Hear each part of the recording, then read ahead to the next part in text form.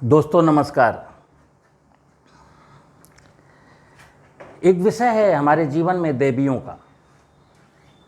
जैसे देवता हैं वैसी देवियां हैं और इनका आपस में कोरिलेशन है। देवताओं के बारे में बताया कि अगर देवताओं के जो क्रम हैं ब्रह्मा विष्णु महेश सूर्य और आकाश, अगर उसके सीक्वेंस को, उसकी पूरी व्यवस्था को नहीं समझता हूँ तो फिर जीवन बेकार है। इसी प्रकार ये तीन देवियां प्रमुख हैं, सरस्वती, पार्वती और लक्ष्मी। जैसे परमात्मा के बारे में कहा गया कि हमारा पिता कौन है, तो परमात्मा यानी सृष्टि में जितनी भी जीव जगत की माया है, जड़ जगत की माया है, तो जीव जगत एवं जड़ जगत की संपूर्ण माया का जो पिता है वो कौन है? परमात्मा, जिसको ईश्वर कहते हैं, जिसका नाम सदाशिव है।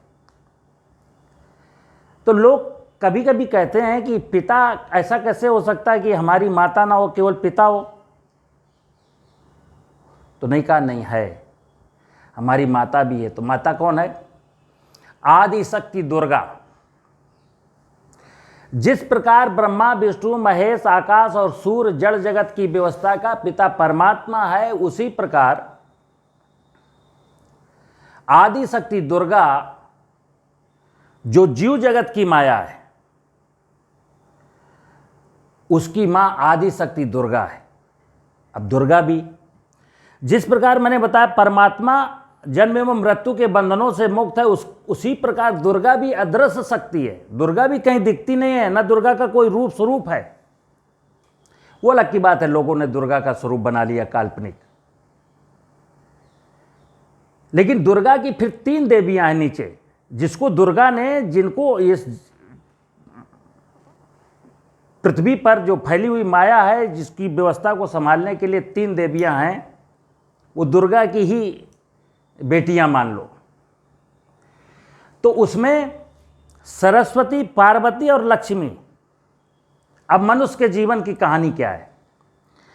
ये जो सरस्वती पार्वती लक्ष्मी है, तो सरस्वती की बात तो केवल जीवन में कितनी आती है कि जब कभी हम कोई कार्यक्रम करते हैं तो सरस्वती की एक फोटो लगा करके कहते हैं तमसो मां ज्योतिर्गमय। और या कभी कभी कहीं लिखा हुआ मिल जाता है कि शिक्षा के क्षेत्र में जम जाते हैं तो कहते हैं कि शिक्षा की देवी सरस्वती। बस। इसके बाद पार्वती, तो पार्वती को कोई नहीं पूछता, पार्वती को केवल इतना कह दिया जाता पार्वती शिव की पत्नी थी, बस। लेकिन संपूर्ण जीवन मनुष्य लक्ष्मी की पूजा करता रहता है। और लक्ष्मी का जो वास्तविक स्वरूप है, लक्ष्मी धन, वैभव, शांति, समृद्धि की देवी है। लेकिन यहां भी व्यक्ति वैभव, शांति, समृद्धि को नहीं कंसीडर करता, केवल धन की पूजा करता है। यानी लक्ष्मी की पूजा का मतलब है कैसे धन कमाया जाए। और जब हम लक्ष्मी की केवल पूजा करते हैं तो फिर हम सरस्वती और पार्वती के अस्तित्व को संकट में डालते हैं। और लक्ष्मी मिल जाने के बाद भी जीवन अशांत, दुखी रहता है। कारण क्या है मित्र? कि जब तक मैं तीन देवियां मेरे जीवन में पैरेलल साथ साथ नहीं चलती, तब तक लक्ष्मी का मेरे जीवन में कोई मोल नहीं है। तो मैं बताता हूं ये सरस्वती, पार्वती और लक्ष्मी का है क्या विज्ञान। ये दर्शन और आध्यात्म के विषय हैं, और दर्शन और आध्यात्म के विषय को मैं बहुत हल्के में लेता हूं। और जो हमारे धर्म के लोग हैं, जानकार, जो धार्मिक क्रियाकलाप कराते हैं, पूजा पाठ कराते हैं, वो भी इसको बहुत हल्के में लेते हैं। और कारण ये है कि उनका व्यवसायीकरण है, प्रोफेशनलिस्ट हो गए केवल। आज मैं टीवी में देख रहा था कि आज गणेश का पर्व शुरू हुआ और गणेश की पूजा कैसे की जाती, तो उसकी वेदी कैसी होनी चाहिए, वो लकड़ी की होनी चाहिए, चौकी की, कपड़ा किस रंग का होना चाहिए, उसके पास द्रव्य कौन कौन से होने चाहिए। गणेश नहीं जानते हैं, गणेश समझना नहीं चाहते हैं गणेश है क्या। गणेश की पूजा ऐसे करनी, गणेश खुश हो जाएंगे। गणेश का मतलब सीधे सीधे है कि जो ज्ञान गणेश को था वो ज्ञान मुझको कैसे मिल जाए। तो सरस्वती का मतलब है विद्या अथवा ज्ञान। कौन सी विद्या? देखिए क्रम जब चलेंगे, सरस्वती का मतलब है वह विद्या वह ज्ञान जो पार्वती को खुश करे। पार्वती का मतलब क्या है? प्रकृति, इस धरती के ऊपर जो जीव जगत की माया है, जो प्रकृति का वैभव है, वो ज्ञान जो पार्वती को समृद्धशाली बनाए, प्रकृति को समृद्धशाली बनाए, वो ज्ञान, उसकी पूजा करनी है। क्योंकि मेरा ज्ञान इस प्रकृति के वैभव को खूबसूरत बनाएगा। और जब प्रकृति का वैभव खूबसूरत होता है, प्राकृतिक संपदा जो बहुत बेहतरीन होती है, लक्ष्मी की पूजा करने की जरूरत ही नहीं होती है। लक्ष्मी आपके पीछे पीछे चलती हैं। हमें सिस्टम यहां से है कि सरस्वती की पूजा पहले करनी है। और ये अब जब हम कहते हैं ना कि बाल्यावस्था और जवानी की अवस्था और बुढ़ापे की अवस्था, तो बचपन में मुझे ये ज्ञान प्राप्त कर लेना है 20-22 साल की उम्र तक कि कौन सा ज्ञान अर्जित करूं ताकि मैं प्रकृति के वैभव को समृद्धशाली बना के रखूं। तो ज्ञान लेना है। फिर उस ज्ञान के माध्यम से मुझे पता चल गया कि वनस्पतियों का मेरे जीवन में क्या रोल है, जीवों का मेरे जीवन में क्या रोल है। तो वो जीव और वनस्पतियों की बेहतरी के लिए मैं क्या करूं ताकि प्रकृति पार्वती खुश हो जाए। तो उससे जवानी में फिर मैं पार्वती की पूजा करूंगा। ये ज्ञान मार्ग था। फिर ये कर्म मार्ग, कर्म क्षेत्र शुरू हो जाता है। और जब मैं कर्म अच्छा कर लेता हूं तो लक्ष्मी तो मेरे साथ चल देती हैं। अब लक्ष्मी का मतलब अगर आप समझते हैं कि आपके जीवन में खुशियां होती हैं, आपके जीवन में समृद्धि होती है, आपके जीवन में शांति होती है। लेकिन कई बार लोग क्या कहेंगे कि मैंने तो देखो प्रकृति की सेवा कर ली, उसके बाद भी मेरे हाथ में तो धन नहीं है। तो धन, लक्ष्मी का स्वरूप धन नहीं है केवल।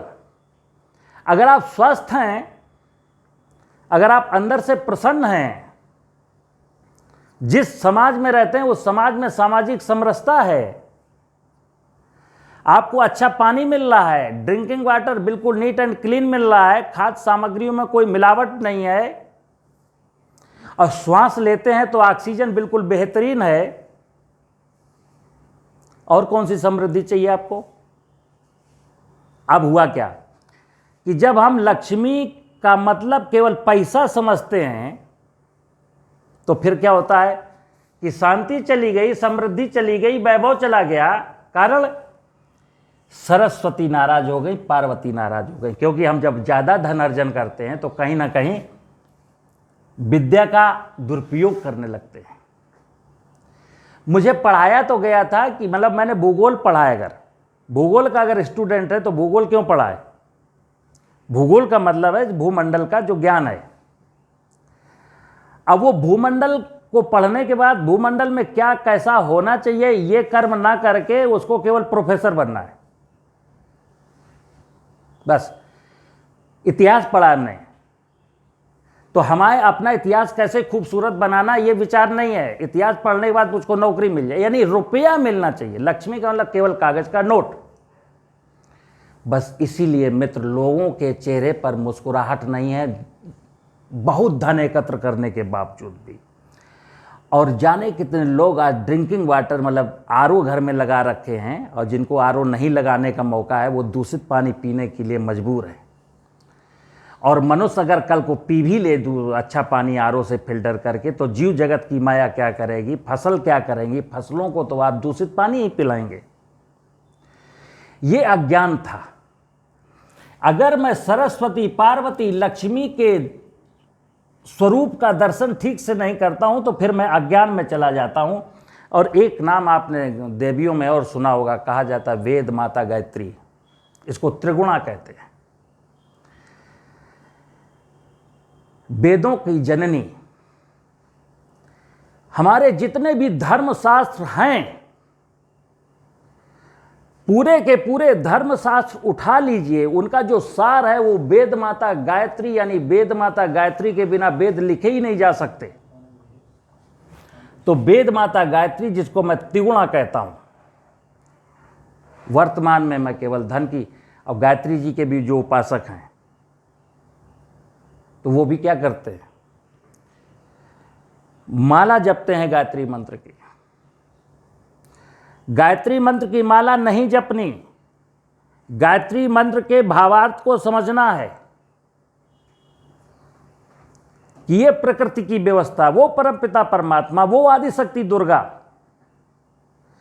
जो मुझे मेरे दुखों का नाश करती है, मुझे सुख देती है। मैं ऐसी व्यवस्था को, सदाशिव परमात्मा ईश्वर की व्यवस्था को, माँ दुर्गा की व्यवस्था को अपनी अंतरात्मा में धारण करूं। अंतरात्मा में धारण करने का क्या मतलब, उस ज्ञान को अपनी अंतरात्मा में धारण करूं, ताकि वो माँ दुर्गा, वो परमपिता परमात्मा, वो गायत्री मुझे सन्मार्ग की ओर प्रेरित करे। आप पढ़ लीजिएगा, सन्मार्ग। सन्मार्ग क्या होता है? सन्मार्ग का मतलब होता है वो मार्ग जिसके निमित्त आपका यहां जन्म हुआ है, वो काम जो आपको करना चाहिए था, वो रास्ता बताए मां गायत्री कि मैं किस रास्ते पर चलूं। तो मित्र, इस पूरी व्यवस्था को, जो देवी शक्ति है, जो मां शक्ति है, जो दुर्गा शक्ति है, जो गायत्री शक्ति है, इसका वास्तविक स्वरूप ये है।